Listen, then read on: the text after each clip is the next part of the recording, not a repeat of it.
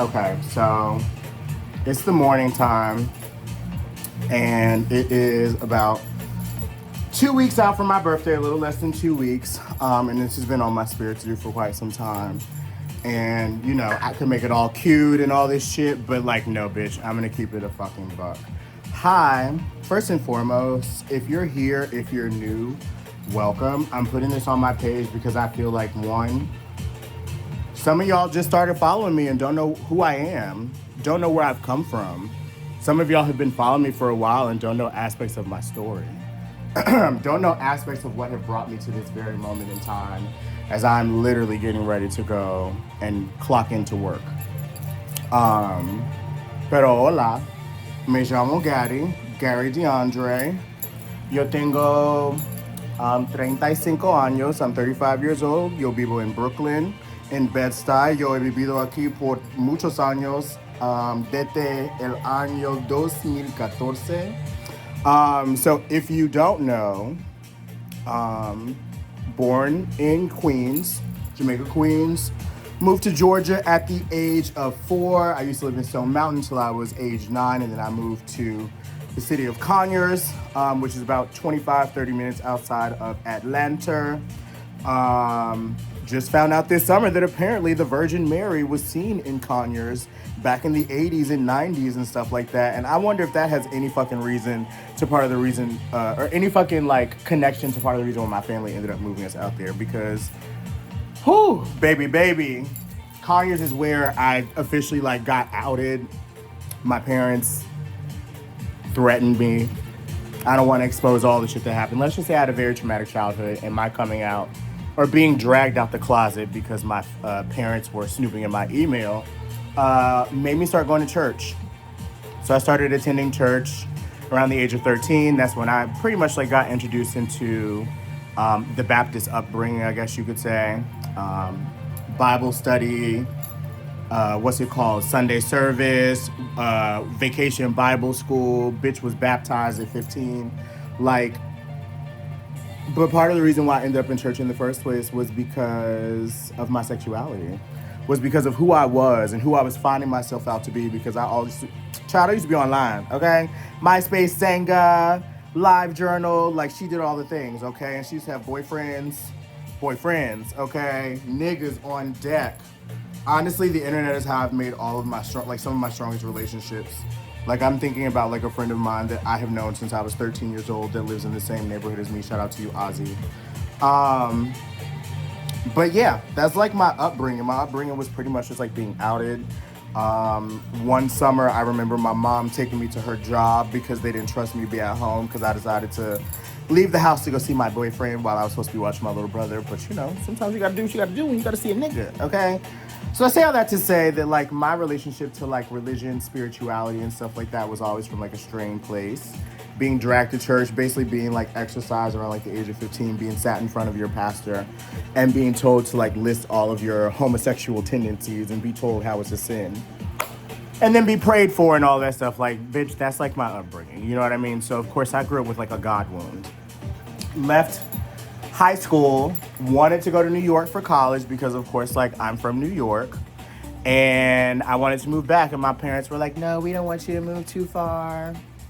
Why don't you move? Why don't you go to Morehouse? My mom went to Morris Brown, didn't graduate. And she was like, why don't you go to Morehouse? It's like right down the street, whatever. And she didn't know what she set me up for, okay? Because I walked on that campus, I will never forget. And I saw all the men everywhere when I was doing my little tour. And I was like, I'm going here. And Morehouse changed my life. Class 2012.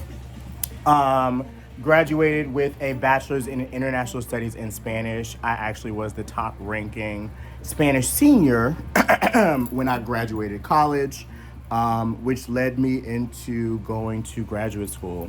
I applied for jobs. I wanted to work city year. My parents were like, if you don't go to school now, you won't ever go. So guess what? Applied to some graduate schools, applied to some PhD programs, because like, why the fuck not? Got into two, University of California, Riverside, and University of Pittsburgh. I chose Pittsburgh because it was the closest to home. I wanted to be in California, but Riverside was like an hour and some change away from LA. And I was doing a summer program in LA that summer and basically like blackout drunk, woke up in front of a gas station one night after going out with some of my classmates. And I had a traumatic experience and I was like, I'm going to Pittsburgh. So, moved to Pittsburgh, hated it. Was in a PhD program for Hispanic languages and literatures. Basically, what my focus was Afro-Latinidad y homosexualidad, so homosexuality and Afro-Latinidad in the Spanish-speaking Caribbean. Basically, what I was studying was different authors, creators, writers that existed in their blackness as well as in their queerness or denoting some of those stories. And I was literally the first black male to ever, like the first black man that came from America to ever touch that program. First person from an HBCU ever to be in that program. And I was 24 years old. Actually, I was 22 when I started. So imagine me at 22 with a bunch of Spanish-speaking folks, you know what I'm saying? People that are like in their 30s, 40s. Bitch, I just got out of college and I used to rage. So of course that followed me to Pittsburgh. Met up with some people that I knew through a friend of a friend. And that was like my little circle, and bitch, we used to tear it. But of course I was depressed because Pittsburgh sucks. Shout out to the Steelers or whatever, but city is gloomy. It's in the fucking valley. It's depressing. Like, no, it just doesn't do what it needs to do, right? So decided to quit, got my master's degree, moved to New York because all of my friends had moved to New York from college, and I felt left out, which is a theme amongst the majority of my life. Where I'm doing my own thing and other people are working in their own thing and they're all together and I feel like I'm on my own path. This is a story that shows up a lot in my life. Of course, my drinking and stuff like that still followed me. Got arrested my first year in New York. Was on probation for a year. That was fun. Not really, while I was in the middle of working my first job. And that was kind of like the beginning of my bullshit. In the city. I've been here since 2014. I moved to Jersey at first with some family members and I moved into Bed-Stuy in 2015. I've been here ever since. What brings me here today is that trip that I took to Cuba while I was in graduate school. My first year after graduate school was over, I decided to travel to Cuba for my doctoral research. And let's just say that's the first time I ever met a Babalao. That's the first time that I ever learned about something outside of like traditional Christianity that I had like grown up with. And having a man sit in front of you, literally just get your birthday, your name, drop some cowrie shells, do what was looking like Morse code, and then tell you shit about your life, just fuck me up, okay? I will never forget that I did a ritual that he asked me to do because I was trying to get out of the country because guess who got sexually assaulted while he was there by his teacher's prostitute friend that thought that I was there to get some dick and I was not.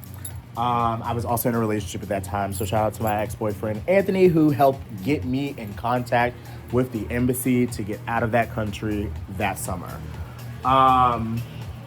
I will never forget that he told me I went to one Babalao in the Cajon del Mel, and then I went to another Babalao, which is like an hour and 30 minutes outside of the city. Shout out to Papa Jeff, Bridget, Max, all those people. Like during that time, I would never forget you for being there. Anyway, the ritual was polvo, which is basically just like the like sawdust and honey. He told me to put that on my skin to help with my skin that I was having issues with. Y'all know about that because I was having issues back then. Cleared that shit up. He told me to he said, da dinero a un bendigo. So basically like giving like money to like a homeless person. I'm like, where the fuck am I gonna do that? We're driving back to the city that night. Man pops up on my window, asked for a penny. That's all I had. Next day, got a phone call from the fucking embassy to get out of Cuba. So I left Cuba with my Shango necklace, my Shango Eleke, like because that's who I was told was the head of my life. And I've been operating in that mentality ever since.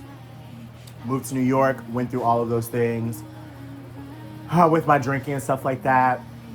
Ended up being homeless for a little bit after my first 2 years teaching at an elementary school, and then I moved to a high school in my same neighborhood. I left teaching back in 2019 officially because it basically was making me sick. I would be waking up nauseous all the time. And mind you, this was also at the very beginning of my spiritual journey, where I started reading tarot, where I started getting into crystals, getting into things like Reiki and stuff like that, and wanted to learn these modalities for myself. And then I started reading tarot for myself.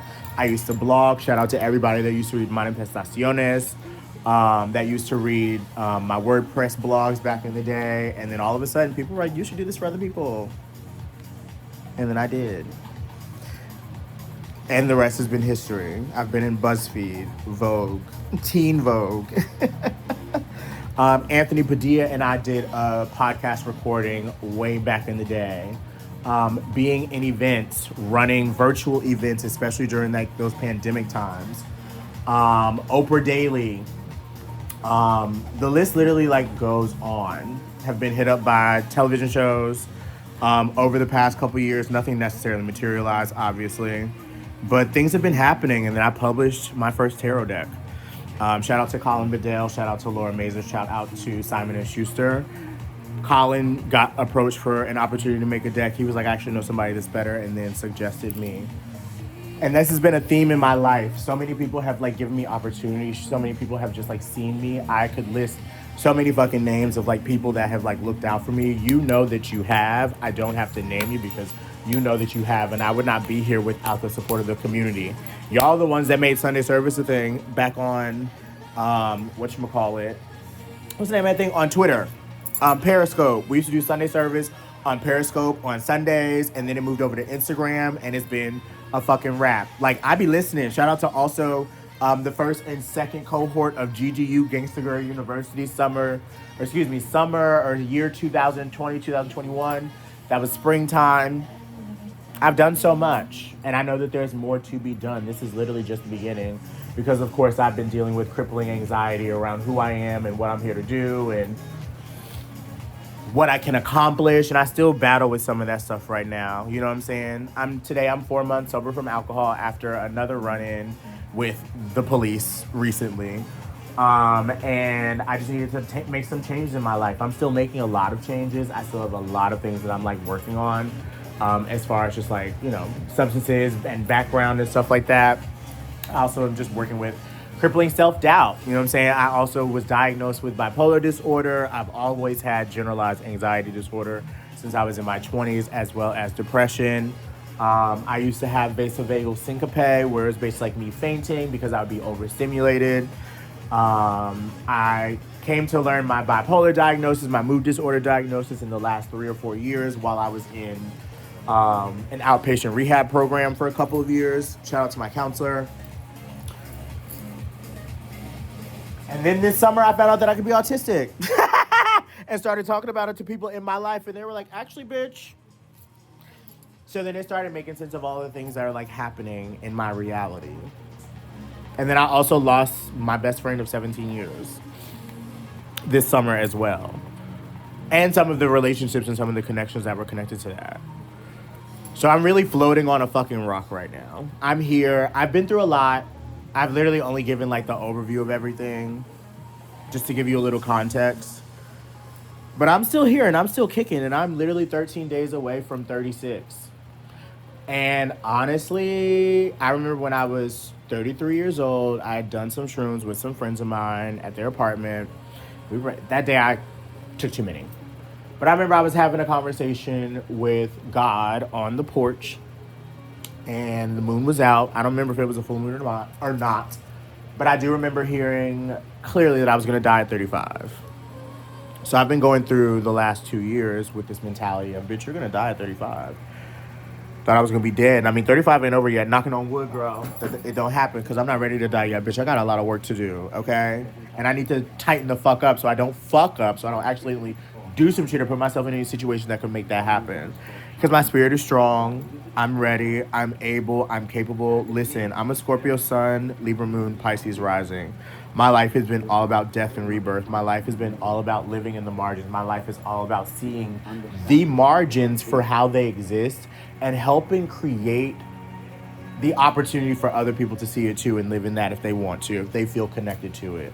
Or even understand it if it's something that they don't understand. That's my job. My Pisces rising also is a lover. My Pisces rising is also great with their intuition, senses, vibrations, ever since they were a child, but didn't have the words for it because their parents never taught them how to do that. You're talking to a kid that was literally in gifted programs before he even went to school. There's always been something different about me, and I've always known that. I've always felt myself to be one of the chosen ones ever since childhood. I can remember sometimes thinking that, like, when I got out of there, so I could be my free self, that I would really be able to be that golden version of me that I'm meant to be. I can go back into some of my journals that I still have from back when I was a child, talking about how out of place I felt. And I still feel that as a woo-woo nigga. I will always feel that. That's why dating and relationships has not really always been a thing to me. The last boyfriend I had, you know who you are, nigga, was 2019. I had a little stint with a boy back in like 2021, but that was like 12 hours. That doesn't really count, okay? It was giving Britney Spears. But like nobody really knows how to deal with a healer. And I'm not going to let myself deal with some busted, dummy, dusty bitch. Because my thing is like my life is in service to others. My life is healing for others. So I need somebody that can heal me, protect me, help me grow while I help you grow. Let me be your covering while I am your covering in return. Don't know where that came from, but I thought I had to share this, especially on a day where it's a milestone for me. This is the longest that I have not drank alcohol in years. And I'm also committing to this version of like, since I have no friends in person right now for the most part, girl, getting back to ancient texts, make your friends online. And honestly, like, I love y'all and I be missing y'all, but it be hard sometimes, bitch, when y'all across the motherfucking world. So if you want to run it up in person, bitch, let me know. Not everybody, because some of y'all be pressing me and like some of y'all be like doing too much, and like if the vibes ain't vibing, bitch, don't force it, because I'm not about to force it with you. I don't have time for that. Please leave me the fuck alone, because some of you niggas are weird. I'm not your fucking play toy. This isn't girl meets boy, okay? Like, anyway, I wanted to wait for 17 minutes. I'm gonna wait until it says 17:17 because that matters to me. But thank you for listening to my story if you watched. Welcome to the evolution of Gigi.